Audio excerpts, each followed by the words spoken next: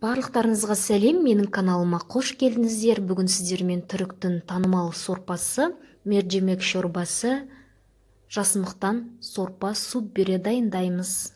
Бізге қажетті заттар: пияз, тұз, бұрыш, томат пастасы, май, жасымық, картоп, сәбіз, сарымсақ, паприка қажет болады.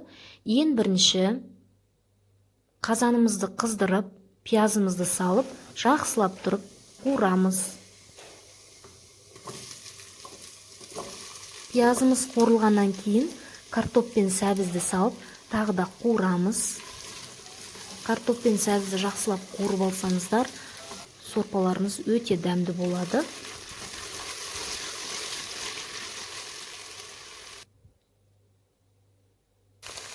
Қуырылғаннан кейін тұз, бұрыш, паприка, сарымсақты саламыз. Жасымықты саламыз. Менде 200 грамм жасымық, қызыл жасымық. Жасымықтың түрлері өте көп. Осы түрін таңдағандарыңыз дұрыс.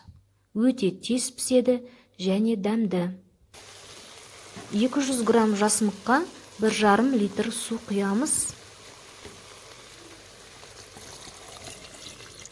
Сорпамызды қайнатамыз. 30 минут қайнады. Қайнағаннан кейін сорпамызды кішкене суытып, жақсылап тұрып, тура видеодағыдай блендерден өткіземіз.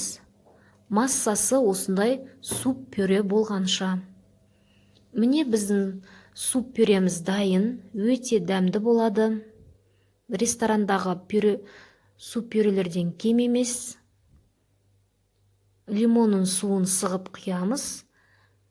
Сухарикпен ұсынсаңыздар болады. Видеоның соңына дейін көрсеңіздер, лайк басып комментария қалдыруды ұмытпаңыздар. Сіздермен бірге болған Айгерім ас болсын.